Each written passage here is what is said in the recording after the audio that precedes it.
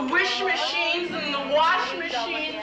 All machines, I hate them, I hate them, I hate them.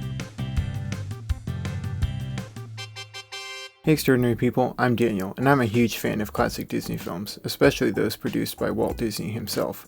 While many of his films have gone down in history as timeless classics, others haven't. Moon Pilot is one such film. Released in 1962, Moon Pilot tells the story of an astronaut set to be the first man to orbit the moon. While the movie has largely been forgotten today, in fact it isn't even on Disney+, I think it deserves to be remembered as the worst movie Walt Disney ever put his name on. Let's take a look at the absolute garbage that is Moon Pilot. The film opens with some admittedly cool shots of real rockets taking off. We see Mission Control, led by General Vanneman, played by Brian Keith, who basically yells his way through this entire movie. Boss! No flights of them in your 3 days leave! You are trapped! Count it! The General talks to an astronaut named Charlie orbiting the moon, but Charlie doesn't seem to respond and we aren't shown his face. U.S. Senator Henry McGuire, played by Bob Sweeney, comes in to check on their progress. They launch the rocket module back to Earth, where a recovery crew waits to pick Charlie up. It's here we meet our main character, Captain Richmond Talbot, played by Tom Tryon. His performance here isn't very good, but hey, he's trying. They recover the rocket module, and it's revealed that Charlie is a chimpanzee. Throughout the 1960s, Disney often featured chimpanzees in their live-action films. Toby Tyler, The Misadventures of Merlin Jones, The Monkey's Uncle, Monkeys Go Home, and Lieutenant Robin Crusoe are just a few examples. And while they may seem cute and harmless, chimpanzees are actually vicious motherfuckers. They can lift 6 times their body weight and be very aggressive. They've been known to maul other chimpanzees, attack humans, and in one infamous case, a pet chimpanzee ripped its owner's face off, requiring not just extensive reconstructive surgery, but basically an entire face transplant. The point here being, working with chimpanzees on a film set is a terrible idea.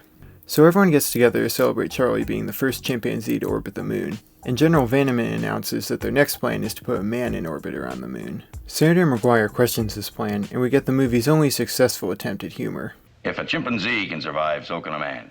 After all, there's practically no difference between them. Oh, no? Do chimpanzees have the vote in your state, General? Senator, sometimes I wonder. That line is honestly the high point of this movie. The General tells everyone that they have 1 week to get to the moon, because of the moon's position or something, so they have to find a pilot right away. The General asks for a volunteer, but for some reason, no one wants to do it. Now I don't know about you, but I would think everyone at that table would be jumping at the chance to be the first man to orbit the moon. I mean, come on, they'd be seen as an American hero. They get to tour the country, sign autographs, be part of history. No one here wants that? Now look, I get the idea is that they're supposed to all be afraid of how dangerous the mission is. But come on, they're all army officers. Surely they've been in dangerous situations before. So how do they pick their pilot, you ask? Well, Talbot, whose job it apparently is to look after the chimp, bends over to pick up a spoon that the chimp threw on the ground, and the chimp stabs him in the butt with a fork. I could have told him they were dangerous.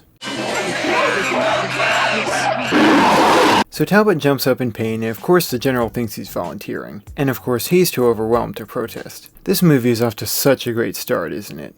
So Talbot learns that he's not allowed to leave the base until after the mission, and he has to keep it a total secret from everyone. But he wants to go home and see his mother, so he says he won't take the mission unless he's allowed to do that. While they all argue about this, Talbot also reveals that he's afraid of flying.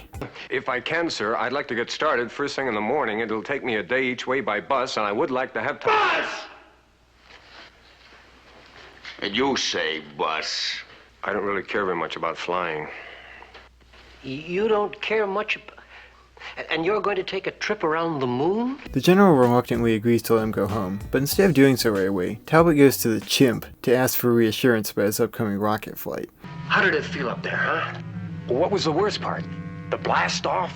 The going up or the coming down? But instead of reassuring him, the chimp attacks him. Oh, Chuck.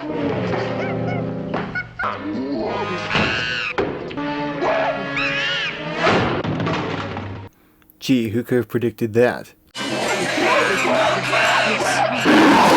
I told you they were vicious motherfuckers. So after having a mini existential crisis over his inability to get emotional counseling from a chimp, Talbot goes to the General and expresses his anxiety about the mission. The General quickly dismisses his concerns, and some doctors come in to prep him for the mission. He's told he can't smoke, he has to eat only a highly concentrated, nourishing paste. You will eat nothing else than this. It is a highly concentrated, nourishing paste. And he has to remain absolutely emotionally calm, which apparently means he has to stay away from women. Need absolute calm for the ordeal ahead, so there must be no emotional upsets or involvements. I'm not sure I follow you. What he means is no dames. Because we all know how emotional women are. Man, this movie isn't even trying to hide its sexism. They even have the one woman in the room leave before they tell him. Are you kidding me? Finally, they tell him not to talk to strangers because they might be spies, and send him home. Enjoy yourself. Yes, sir. Thank you, sir. But how? On the plane, though, he meets a mysterious woman doing her best Sokovian accent. Please, you look to me pale. We wait for 2 days for Tony Stark. I can me too, we both made promises. He assumes she may be an imposter because, she's acting kinda sus.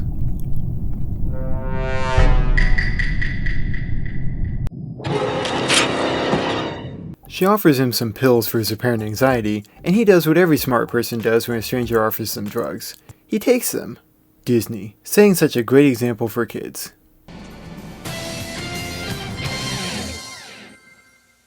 She then walks to the plane's bathroom, and literally everyone on the plane leans out of their seat to stare at her. What's that? Is it a woman? I've never seen one of those before. Talbot notices an English translation guide on her seat, and immediately becomes suspicious, because as we all know, all foreigners are inherently untrustworthy. Don't talk to strangers. They might be foreign spies. Yeah, you can really tell this was made in the 60s. So he goes and asks the flight attendant what the woman's name is, but she says she can't tell him because it's against regulations. But he says it's urgent, so she decides to tell him. What's her name? Her? Yeah, the girl in the seat across from me. Against regulations. Oh, no, this is urgent. Urgent? Name's Liray. Who knew that's all it took? Hey, I need you to tell me what this woman's name is. No, I'm sorry, I can't do that, it's against regulations. No, this is urgent. Oh, it's urgent. Okay, yeah, I can do whatever you want then. The flight attendant says the woman's name is Liray, but doesn't know anything else about her. Talbot starts to feel better and realizes that the pill Liray gave him must have worked. That pill must have worked. Pill? Yeah, I feel just fine now.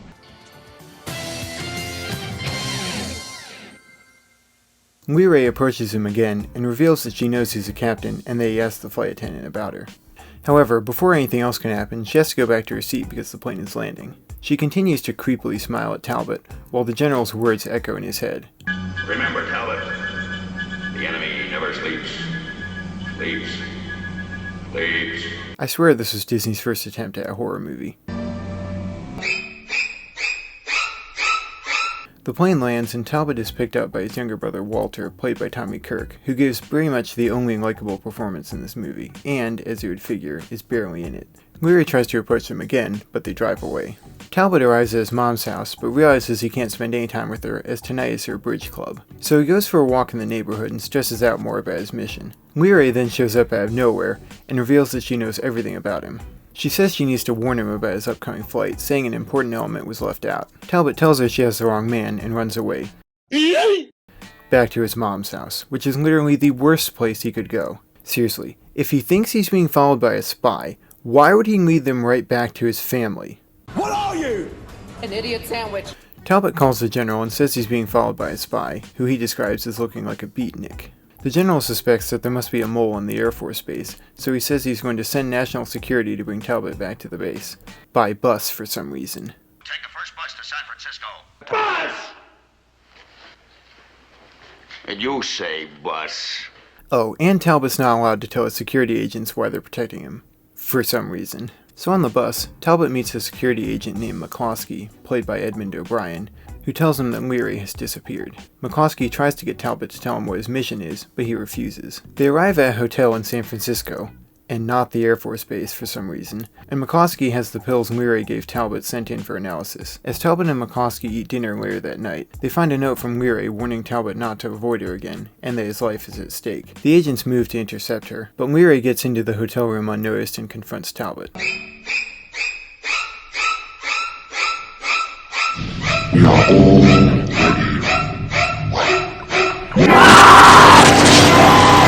For some reason, despite the apparently urgent situation, she remains surprisingly nonchalant. But instead of telling him what's so urgent, she just creepily smiles at him. He tells her he knows she's a spy, but she says she's only trying to help him. The way she talks to him in this scene, and really the whole movie, is pretty creepy with how over-sexualized it is. I mean, she's constantly leaning closer to him, putting her hands all over him, giving him goo-goo eyes all the time, and just acting like she's totally smitten with him. It's honestly pretty disturbing. So Talbot begins to listen to her, and agrees to meet her later to talk. The agents break in to try to find Leary, but Talbot denies seeing her. McCloskey becomes angry at Talbot and obsessed with finding Leary, so he rounds up everyone in the hotel so Talbot can identify her. However, despite just seconds before vowing not to let Talbot out of their sight, the agents immediately walk away, leaving Talbot on his own to escape. Are you kidding me? So Talbot obviously leaves the hotel to find Leary. He meets up with her and she gives him a chemical formula to coat the rocket and protect him from proton rays. Whatever those are. Despite having no reason to trust her, Talbot completely trusts her. However, he knows he'll need to explain how he got the formula, so he tries to get Leary to tell him who she is and where she comes from. After initially refusing, she tells him that she's an alien from a planet called Beta Lyrae, beyond the Andromeda Galaxy. I am from Beta Lyrae, a planet. It is beyond the stars that you call Andromeda.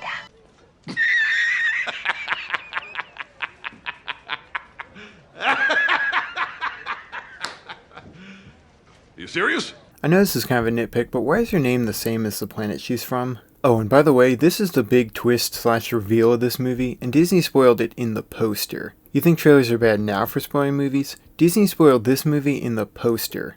You really can't make this up. Talbot obviously doesn't believe that Leary is an alien, so Leary says she'll prove she is one by using her alien powers to show him something from the future, but she tells him she can't control exactly what it will be. I will try to show you something of your future. Sometimes the vision is not very nice. I never know what will materialize. A child appears in front of them, and they both realize that the child is theirs.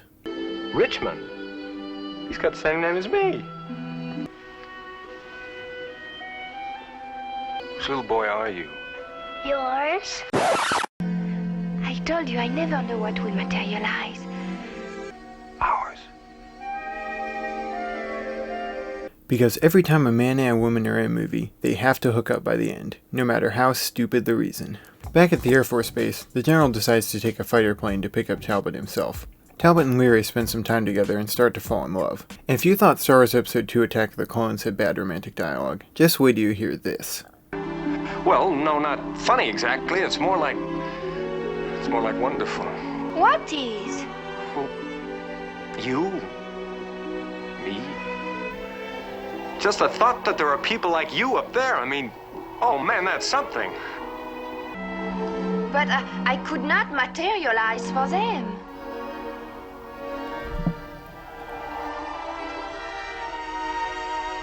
Only for you.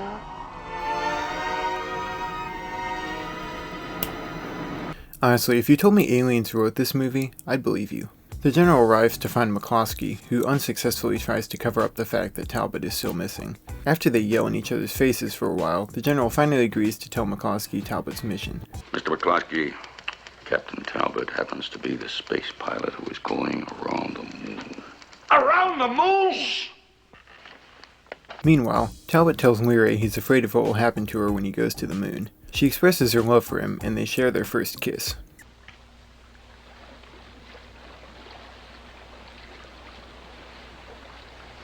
Leary apparently didn't know what a kiss was prior to this, and her reactions to it are one of the cringiest things I've ever seen.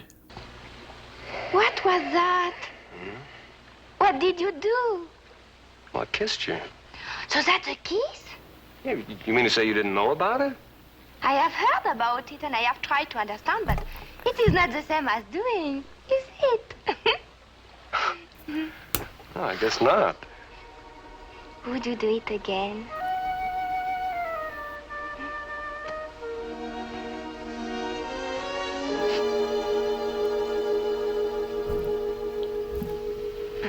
That is nice. Oh, yes. I don't think you quite got the hang of it. I cannot become skillful with one lesson.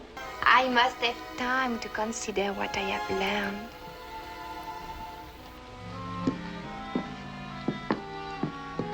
Talbot asks what they do on Bay and Leary if they don't kiss, and Leary shows him. Yes! You don't like? Yeah, and as a matter of fact, I do like. Are you expert? Expert? With kissing. Oh. Yeah, maybe. With you, I will become expert. With me? Yeah.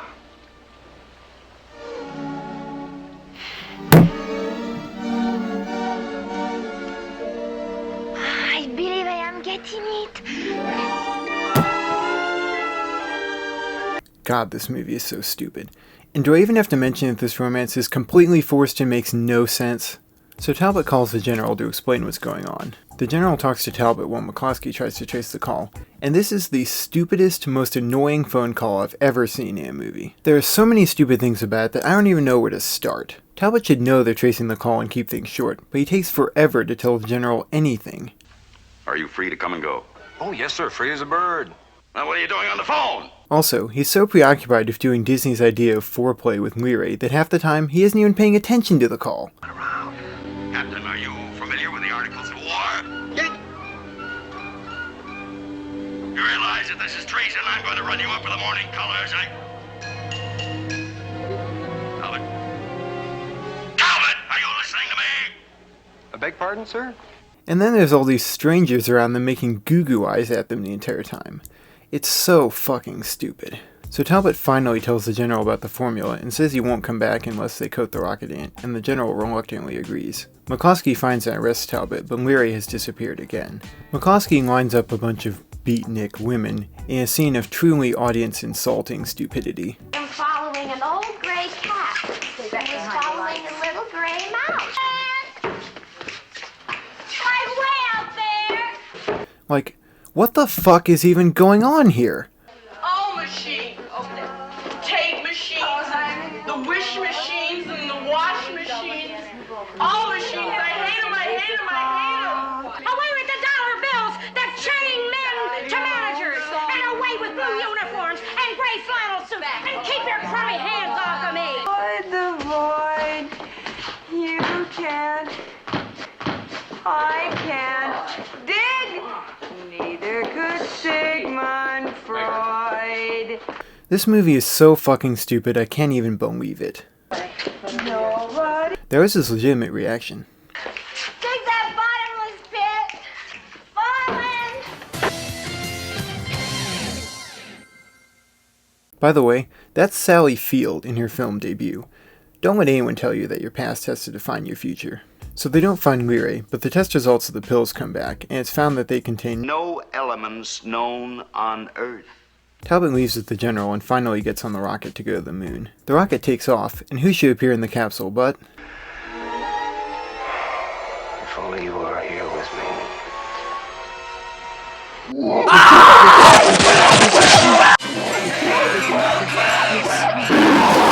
Okay, I'm kidding. It's obviously Leary.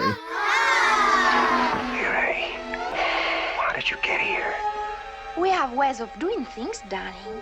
The general tries to talk to Talbot, but doesn't understand what's going on, and honestly, neither do I. Darling. What? Talbot turns off his comms, and Leary starts to sing a song about Beta Leary. Exaluna ba. Exaluna what? Exaluna la. Exaluna lot. There are 7 moons. 7? Of Beta Lyrae. Beta Lyrae. 7 moons. 7? All made for love. Yeah? Honestly, just shoot me.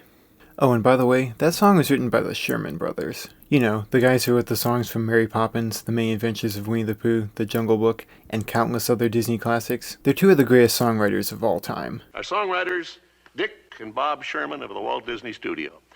The Sherman Brothers have written many of the wonderful songs for motion pictures and television shows. The filmmakers had two of the best songwriters of all time write a song for them, and this is what they do with it? Look, the song is actually okay. It's not their best work, but it's cute and it has a certain charm to it, like what this movie doesn't have. The problem is with how the song is performed, with Leary creepily singing it right in Talbot's face while he talks between all the lines like he's talking to a baby.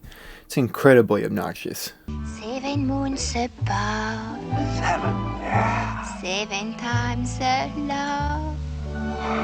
So Talbot tells the general that he's going to Beta Lyrae before he orbits the moon. Are you still there? Well, of course we're still here. Where have you been? Sir, I've got something to do first before I go around our moon. 7 moons, and they're all made for Love. love! I suppose I should ask how a fucking lunar rocket can fly to a galaxy 2.5 million light years away, but this scene is so fucking cringy, I just honestly want this movie to be over. McCord, fire Talbot! So they fly away singing the song together while the general yells over it. Again, they has Sherman Brothers song and we can't even properly listen to it. And the movie finally ends. To my galaxy, talk to me. 7 moons above, 7 times love.